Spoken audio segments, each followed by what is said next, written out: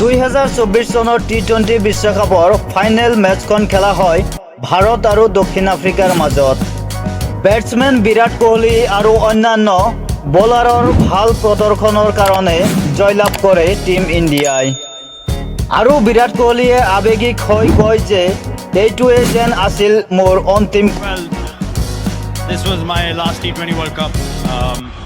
আৰু দক্ষিণ Africa world কাপৰ বাবে এনেকুৱা এক পৰিস্থিতি হৈ পৰে দক্ষিণ আফ্ৰিকাৰ যিয়ে শুনে তেখেতৰে মন আৱেগিক হৈ পৰে। আপুনি যদি নাজানে দক্ষিণ আফ্ৰিকাৰ ৰেকৰ্ড তেতিয়াহ'লে আহক শুনি লওক। দক্ষিণ আফ্ৰিকাৰ ৰেকৰ্ড শুনিলে আপুনিও আচৰিত হৈ যেন পৰিব। আহক শুনি লওক কেনেকুৱা তেখেতৰ আচলতে ভাগ্য। 2007 চনত দক্ষিণ আফ্ৰিকা গ্ৰুপ ষ্টেজৰ পৰা বাহিৰ হৈ যায়। 2009 চনত ছেমিফাইনেলৰ পৰা বাহিৰ হৈ যায়। 2010 চনত গ্ৰুপ ষ্টেজৰ পৰা বাহিৰ হৈ যায়। 2012 চনত গ্ৰুপ ষ্টেজৰ পৰা বাহিৰ হৈ যায়। 2014 চনত গ্ৰুপ ষ্টেজৰ পৰা বাহিৰ হৈ যায়। 2016 চনতো গ্ৰুপ ষ্টেজৰ পৰা বাহিৰ হৈ যায়। 2021 চনতো গ্ৰুপ ষ্টেজৰ পৰা বাহিৰ হৈ যায়।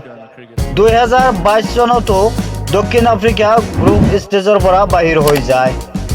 আৰু এইবাৰ 2024 চনত ভাল প্ৰদৰ্শন কৰি দক্ষিণ আফ্ৰিকাই ফাইনেলত প্ৰৱেশ কৰে যদিও ভাৰতক পৰাস্ত কৰিব নোৱাৰিলে। টিম ইণ্ডিয়াই নথৈ আনন্দিত হৈ চাওক কেনেকৈ হিটমেনে চেলিব্ৰেশ্যন কৰি আছে।